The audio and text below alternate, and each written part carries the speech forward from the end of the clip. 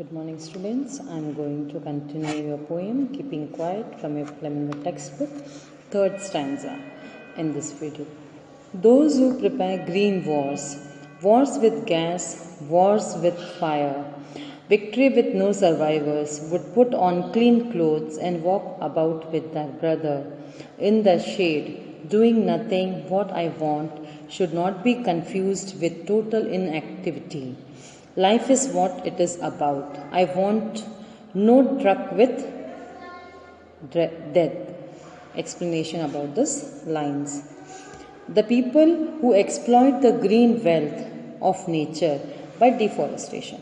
यहाँ पे क्या कह रहे हैं पोएट? यहाँ पे पोएट क्या कह रहे हैं? Those who prepare green Wars. तो ग्रीन वॉर्स का उन्होंने क्या डिस्क्रिप्शन दिया? People who exploit the green wealth of nature by deforestation. मतलब जो नेचर है हमारी, जो प्रकृति है, उसके साथ हम जो छेड़छाड़ कर रहे हैं, उसकी जो ग्रीन वेल्थ क्या है, उसकी ग्रीनरी, उसकी फॉरेस्ट है, उसके ट्रीज हैं, उसे हम डिफॉरेस्ट कर रहे हैं, है ना. उसके डिफॉरेस्टेशन हम करते जा रहे हैं हमारे ज़रूरतों के लिए, हमारी मटेरियलिस्टिक नीड्स के लिए, है ना, ट्रेड के लिए, फूड के लिए, कुछ भी रीज़न है, जो भी रीज़न है, हम उसका डिफॉरेस्टेशन कर रहे हैं. तो उसके रीजंस क्या, उसके कॉन्सिक्वेंसेस क्या होंगे? और या फिर माइनिंग है ना, या फिशिंग है in the deep seas. Deep seas में हम फिशिंग करते हैं, वहाँ भी हम उस जगह को भी हम फिशिंग कर हम पानी को भी हम छेड़छाड़ कर रहे हैं, पानी के साथ भी. उसमें भी जो इम्प्योरिटीज़ हैं वो भी प्योर नहीं हो पा रही, क्योंकि हम जो प्राकृतिक जो चीज़ें हैं उसके अंदर क्यों हैं, कुछ ना कुछ उसका रीज़न है, मैं उन सब के साथ हम छेड़छाड़ कर रहे हैं. तो ये सब चीज़ें क्या हो रही है, ये सब बहुत बड़े लॉस की तरफ हमें ले जा रही है. अब क्या कह रहे हैं यहाँ पे पोएट देखें. Fishing in the deep seas and the soldiers who use weapons to kill fellow human being need some time to introspect into the consequences of their actions. यहाँ पे ये वर्ड्स यही कह रहे हैं यहाँ पे. those who prepare green wars, wars with gas, wars with fire, victory with no survivors, would put on clean clothes. है ना. तो यहाँ पे ये कह रहे हैं कि ग्रीन वॉर्स क्या है, नेचर के साथ हम डिफॉरेस्टेशन करते जा रहे हैं. Wars with gas, Wars with gas हम कह सकते हैं कि हम माइनिंग कर रहे हैं, हम इंडस्ट्रीज इतने हमने बिल्डअप कर लिए हैं, है ना. उसकी जो गैसेस हैं वो एनवायरनमेंट को इम्प्योर करती जा रही हैं.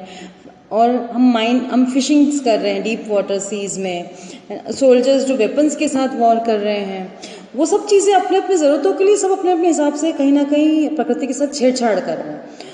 सब जो छेड़छाड़ कर रहे हैं उन्हें उनके कॉन्सिक्वेंसेस के बारे में नहीं पता चल रहा है, क्योंकि वो इतने हरी में है, इतने रश में है कि वो सब करते जा रहे हैं, बस वो काम करते जा रहे हैं. उन्हें लग रहा है कि वो अपनी नीड्स को पूरा कर रहे हैं, मगर उन्हें भी चाहिए कि वो कुछ समय रुकें और वो इंट्रोस्पेक्ट करें, अपने आप को इंट्रोस्पेक्ट करें, देखें कि वो जो कर रहे हैं उससे क्या क्या कॉन्सिक्वेंसेस होंगे उनके एक्शन से. यहाँ पे ये पोएट हमें कह रहे हैं.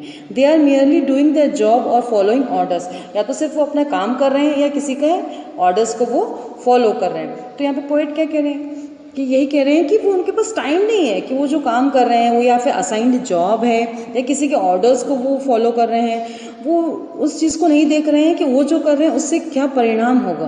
तो यहाँ पे पोएट यही कह रहे हैं कि उन्हें रुकना चाहिए और उन्हें अपने आप का अवलोकन करना चाहिए, विश्लेषण करना चाहिए कि वो जो कर रहे हैं उससे क्या परिणाम सामने आ रहे हैं.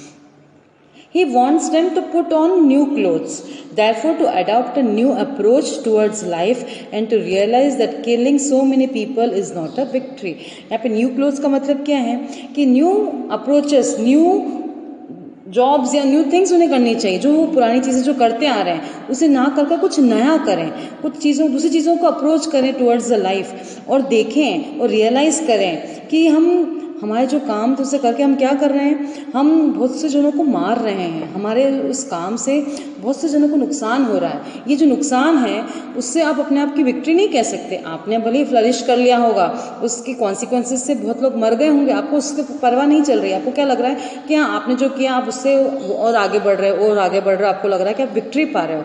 आप विक्ट्री नहीं पा रहे हो, आपने कितनों को उससे नुकसान पहुंचा है, ये आपको देखने की ज़रूरत है. इसलिए यहाँ पे पोएट क्या कह रहे हैं, to wear a new cloth or that means to adopt or approach towards a life and to realise that killing many peoples are not a victory at all. दूसरों को मारना ये विक्ट्री नहीं है, ये आपकी जीत नहीं है यहाँ पर। He wants all of us to be united in one.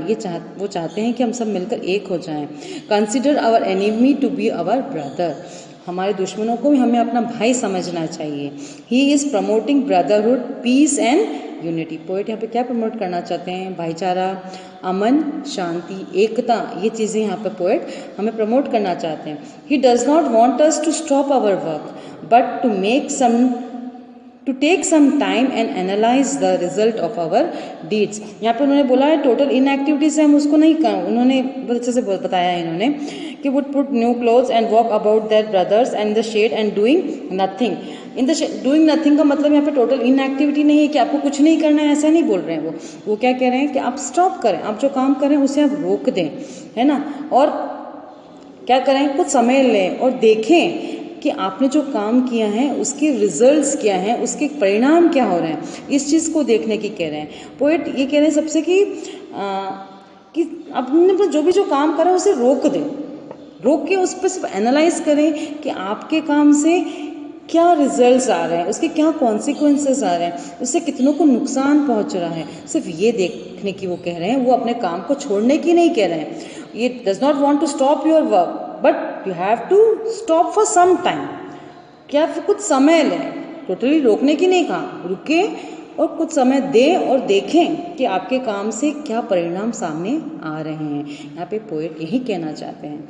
एक बार फिर से हम उसको समझेंगे। The poet ask everyone to stop those activities which are damaging the environment. जो डैमेज कर रहा है पूरे एनवायरनमेंट को, उसे वो रोकने की कह रहे हैं। Today all the human beings are making money by damaging the environment with their activities such as mining, deforestations, letting the chemical waste into the waters etcetera. ये सब चीज़ हमने भी पहले भी बताई अभी आपको कि हम अपने स्वार्थ के लिए हम सब चीज़ें इतनी जल्दी कर रहे हैं कि उसके कॉन्सिक्वेंसेस नहीं देख रहे हैं। हम बहुत सारे ऐसे काम कर रहे हैं जो प्रकृति को पूरी तरह से तबाह कर रहा है। हम आज देख रहे हैं हम कितनी ग्लोबल वार्मिंग से जूझ रहे हैं, हमारा एटमॉस्फेयर बिल्कुल चेंज हो गया है, सारे जो क्लाइमेटीज़ हैं वो अकॉर्डिंग टू द सीजन नहीं हो रहे हैं, अनएक्सपेक्टेड हैं, हैवी हैं या लो हैं, एवरेज कुछ भी नहीं चल रहा है आजकल। क्यों? क्योंकि ये हमने सब प्रकृति के साथ छेड़छाड़ की है, हम डैमेज कर रहे हैं हमारे एनवायरनमेंट को, और ये हमारे ह्यूमन बीइंग का स्वार्थ है इसके करने के पीछे। हम पैसे के पीछे इतने पागल हो गए हैं,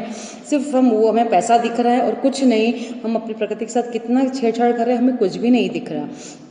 और poet ask us not to do so. हमें कह रहे हैं कि ऐसा नहीं करना चाहिए, हमें रुकना चाहिए, देखना चाहिए कि उसके कॉन्सिक्वेंसेस क्या हैं उन चीज़ों के जिसे हम कर रहे हैं। The poet asks us not to do so. He also requests people not to involve in wars as there is no benefits of achieving such victory in which no one is left alive. ऐसे युद्ध से कोई मतलब नहीं है, ऐसे काम से कोई मतलब नहीं है जिसे हम करते जा रहे हैं, युद्ध करते जा रहे हैं जिससे कोई इंसान पीछे बचेगा ही नहीं। तो आपके जीत का अनुभव लेने के लिए कोई सेंस ही नहीं है कि आप ऐसे युद्ध क्यों कर रहे हैं जिससे कि आप लोगों को नुकसान पहुंचा रहे हैं।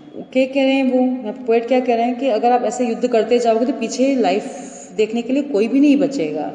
He says so because wars and environment damage will lead to no life on the earth. ये युद्ध और जो ये प्रकृति के साथ छेड़छाड़ कर रहे हैं, इससे आगे जाकर भविष्य में जीव पृथ्वी पर कोई भी नहीं बचेगा, उस सुख का अनुभव करने के लिए कोई भी नहीं रहेगा यहाँ पर। हमें इसलिए वो कह रहे हैं कि हमें थोड़ी देर रुकना चाहिए और अपने आप का इंट्रोस्पेक्ट करना चाहिए। The poet ask us not to do so. He also request people not to involve in wars as there is no benefits of achieving such victory which no one is left alive. He says so because wars and environment damages will lead to no life on earth. Rather, he wants people to adopt a new approach towards life. वो कह रहे हैं कि जो कर रहे हैं उसे छोड़े और नई चीज़ों को करने की कोशिश करें। अब क्या नई चीज़ें कह रहे हैं? Rather to approach new approaches towards life and mankind. He says that you should treat your enemy like brother and promote peace and harmony in the world. हमें हमारे दुश्मनों को भी भाई जैसा देखना चाहिए और भाईचारे के साथ रहने की कोशिश करें, प्रयास करें कि हम अमन के साथ, शांति के साथ किसी भी चीज़ का समाधान कर लें। सब मुश्किलों का समाधान युद्ध नहीं होता या तबाही नहीं होती। यहाँ पे नई चीज़ करके देखने की कवि ने हमसे एक अपील की है, और वो कब संभव होगा जब हम अपने कार्य करते समय उसे रोक दें और कुछ समय के लिए उसकी जो परिणाम है उसके बारे में सोचें, इंट्रोस्पेक्ट करें और देखें कि उससे क्या क्या दुष्परिणाम हो रहे हैं और उसके बाद उसको सही करते हुए आगे बढ़ें और क्या क्रिएट करें, हार्मनी क्रिएट करें पूरे विश्व में। ऐसा यहाँ पर पोएट कह रहे हैं इस लाइंस में। अब इस लाइन्स में वो पोइट्रिक लिटरेरी डिवाइसेस क्या हैं, एलिट्रेशंस हैं, वापस वॉर विद डब्ल्यू साउंड है, रिपीटेड वर्ड्स हैं, यहाँ पर क्लीन क्लोथ सी साउंड है, यहाँ पर रिपीटेड एजोनेंस यूज हुआ है वोवेल ओ साउंड का, victory, no warriors, would put on a clean clothes and walk about with that brothers, O sound assonance यहाँ पर है, रिपीटेशन वर्ड यूज हुआ है यहाँ पर वॉर। तो यहाँ पे थर्ड स्टैंजा में हमने देखा कि इतने सारे लिटरेरी डिवाइसेस भी यूज हुए हैं, एलिट्रेशंस हैं, एजोनेंस हैं और रिपीटेशन वर्ड वॉर है। हम फोर्थ स्टैंजा कल के नेक्स्ट वीडियो में पढ़ेंगे। Thank you.